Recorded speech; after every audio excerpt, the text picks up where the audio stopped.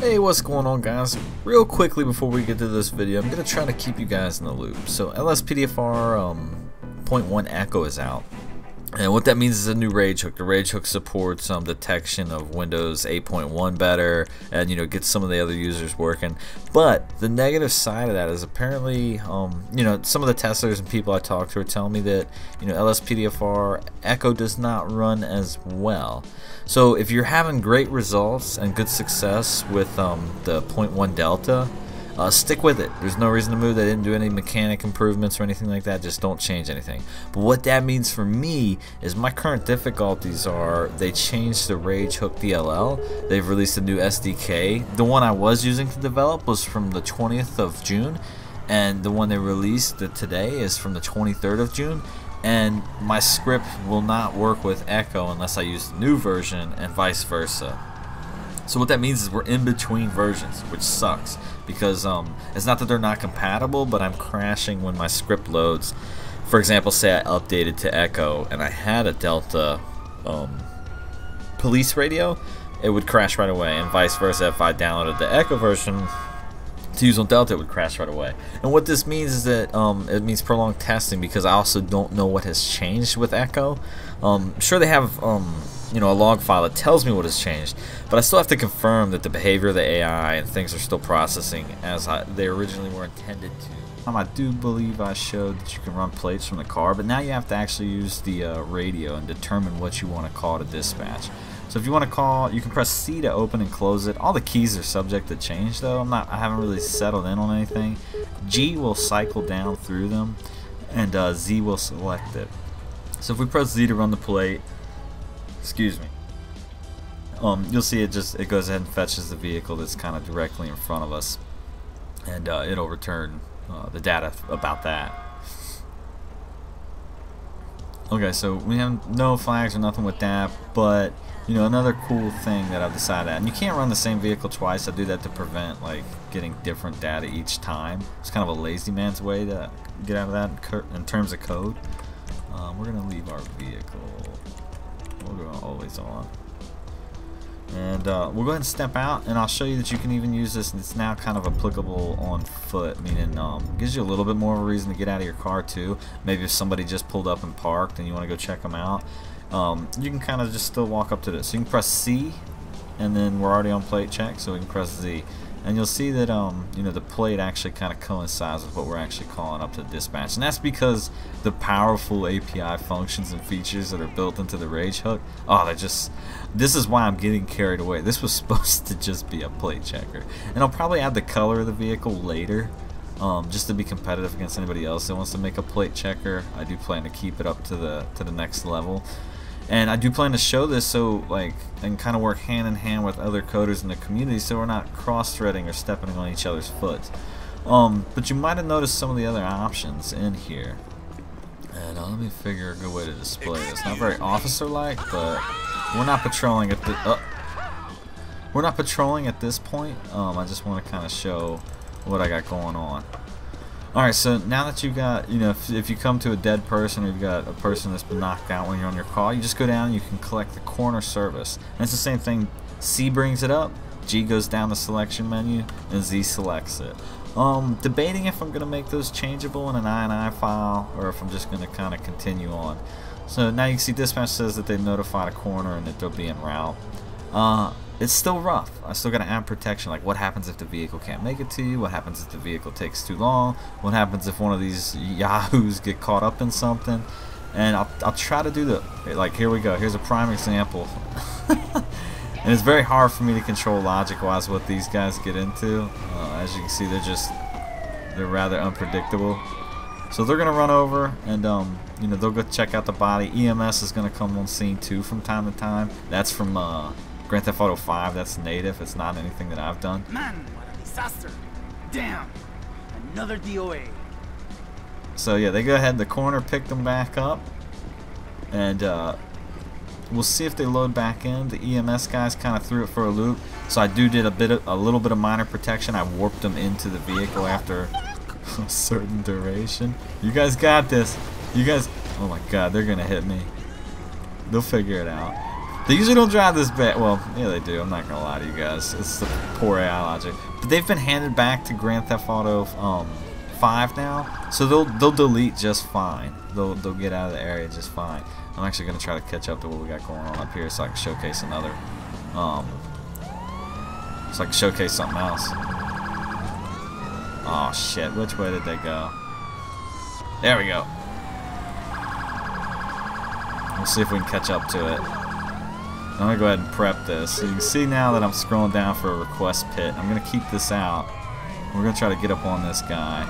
And I'm not going to really drive too tactfully because I just want to kind of showcase this. Hopefully I can get in here. Nope, he's going for the hit himself. I'm going to see if I can take number one. Oh god. Alright, so we'll go ahead and tell dispatch. It highlights the vehicle, and I ask you if it's the correct vehicle. And this one is. You can see it's blimping in blue. Oh my god, this cop is killing me. So now I'm telling dispatch that we're requesting to actually pit the vehicle. Oh, they're getting out. Nope. Nope.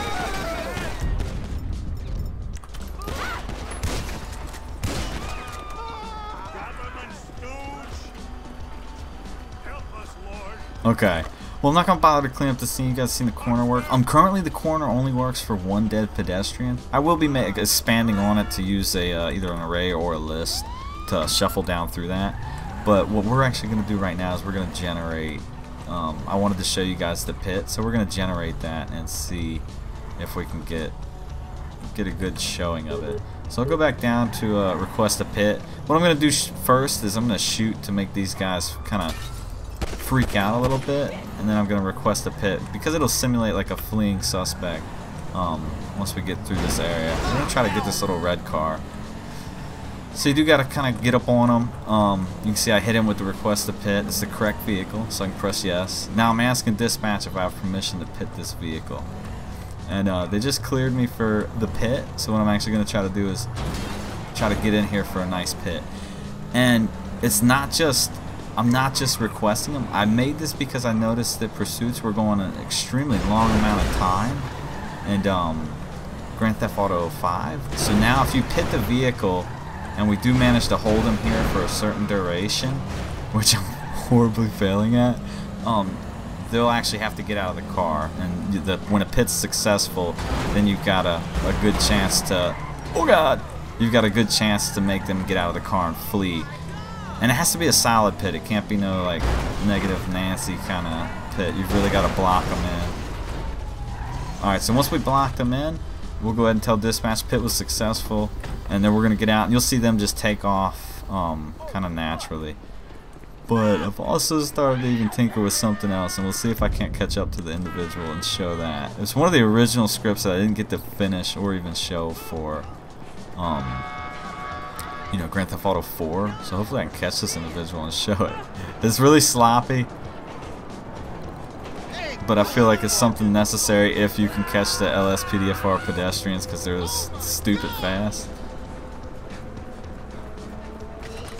There we go. So now we got the tackle on them, and from there we can kind of just handle it however we need to. You know, you can get the gun out and go for compliance. He actually knocked me down as he got up. Alright, so he's taking off again. We'll see if we can get another tackle on the guy. Maybe made him like give up. Because I know they had to have put like some type of a resist mechanic in LSPDFR. God, this guy's shady fast. So we'll go for another little hit on him. There we go. We grabbed him again. Cease and desist, asshole! Okay, this guy's not wanting to give up. For the sake of testing, we're just gonna do that. You would never see me do that during a legit patrol. He's got a gun.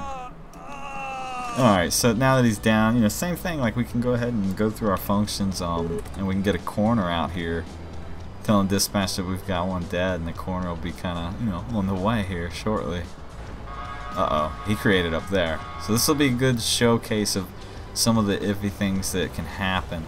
We'll see if this guy's logic can get him here in time. And then of course I also, when I got a little bit bored, I added barriers. The barriers are to help combat the crazy ass drivers. You can place one by holding down control and then just tapping Z. And I mean you can place you know, any amount of barriers that you want. and you know, vehicles have to, like, they'll stop for them because there's actual, like, I'm gonna be truthful with you guys, there's an invisible ice box inside of every barrier, and they'll stay there. I don't know what it's gonna do with a train, so I'm gonna go ahead and remove them. Oh, you guys are crazy. I don't know if the coroner's gonna make it in time, and that'll be good because it'll show you some of the mild protection I've added to combat if something does have a hard time getting here. I might even missed it. We'll see if he pulls up on scene or not. So he's getting close, and I do have to make better protection to decide, okay, this guy was close, let's keep him there. But we'll see how he handles driving on this kind of rough area. Yeah, actually he's making it. Pole. Hope a train doesn't come. Okay, so they're going to be checking. You know, paramedics said he was dead. We're slowly getting LSPDFR to where LCPDFR was. Alright, so they're going to take the body, and they're just going to go back to the vehicle. And from there, like I said, you can see the first one cleared out. This blimp will also clear out. I hand it back to Grand Theft Auto 5. And we're going to skedaddle out of here so we don't have to worry about their logic. But you saw the pit. The pit maneuver is pretty legit. I really enjoy it. I think it's a good thing. And of course, the tow truck in itself works. Yeah, we don't like the news. The media always portrays the wrong story. So what we're gonna do is handle this situation by getting rid of this van. And it just depends where it spawns to, because like I said, you've seen that the last one spawned way up on that bridge, so I have to account for that and make sure the vehicle gets there, and I have to put a lot of protection to make sure that it's working right, because you know, I said it before and I'll say it again, I'm not that guy that's gonna rush to do a release just to say I did it first. That's the wrong mentality. The work mentality should be quantity over quality, and your heart has to kind of be into it. And I really enjoy making these types of mods. So I just throw it on the back of the truck. You know, he does the same thing now. I hand him back to Grand Theft Auto 5. He's gonna drive off. The vehicle's been towed. This is a good example. I'll talk about it once he leaves. You guys hear that? So loud. Jeez, I gotta get away from that. But that's the vehicle that's grinding away on it. What I literally do is just drop it in on top, and I like to apply the brakes so it doesn't roll off. And I do that because you can kind of see the physics of the car. It's pretty cool, like when he hits a bump and stuff like that. But what that also does is sometimes the frame or a collision grinds with the flatbed of the truck, and it just makes that hideous scraping sound. So probably what I plan to do in the future is lock that in, meaning I'm literally just changing the position and not letting it collide with it.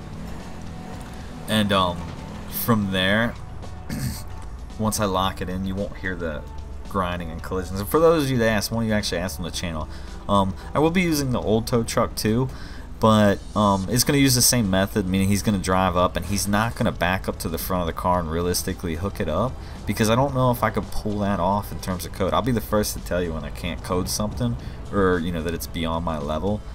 And that, making the, you saw how crazy the Coroner drives, making the AI logic for a tow truck come in and back up is very risky, and I haven't seen it natively happen in the game because it's very hard to do, and we'll just see how it goes from there. So we'll go ahead and fix and clean the vehicle, and we'll be ready to kind of kick out on patrol. It was pretty cool showing you guys where I'm at and all the tools that I've done, and all of that is going to be encompassed into one mod that I'm currently calling Police Radio, and it's controller friendly somewhat, but I'm not too happy with how it's set up. The left D-pad on the controller will bring the menu up, down on the D-pad will cycle through, and pressing X will select. But selecting it brings up, I don't use the controller, this is just from what the testers are telling me. Selecting will bring up that weapon wheel if you use X. What I want to use is up and get rid of the damn phone. And I need to talk to LMS from LSPDFR to see what native, I mean, I know he was using disable control as a native call, well, I believe, but I just don't know which one's the damn phone, and I don't have time to sit around all day and do it.